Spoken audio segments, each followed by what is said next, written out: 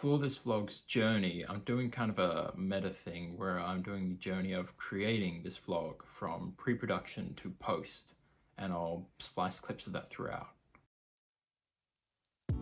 So I found an all-elusive camera tripod in a cupboard somewhere, but it doesn't work with phones.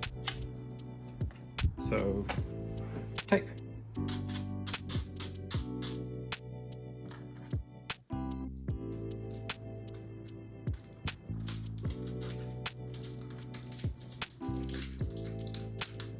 I chose page 85 of the comic from Scott McCloud, where he demonstrates that the same story can be told at a different pace whilst keeping the narrative intact by simply removing unnecessary panels. In his case, as a comic artist, he explains that finding the balance between too much and too little is crucial towards conveying the action, specifically describing comics as subtractive and art as it is additive. In this way, an edited film is much like a comic panel, in which case we need to be precise about what we leave out, just as much as what we leave in.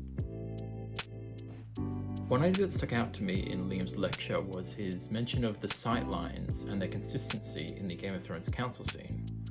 At the time, I had recently watched a YouTube video where someone described a job on set, where someone had to maintain continuity not just of props and set, but for the edit.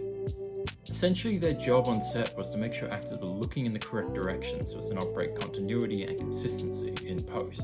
This job may seem trivial, but if actors aren't looking where they're supposed to be, it's immediately apparent to the audience, and by the time it reaches the editing room, it's already too late.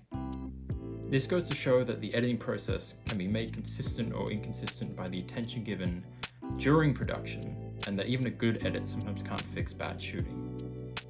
With something to improve for my vlogs in the future, I am repeating myself again from last week, because even though I found a tripod, I would rather not have to tape my phone every time, because it's not only frustrating, but it means I can't make proper use of the tripod's tilting and angles.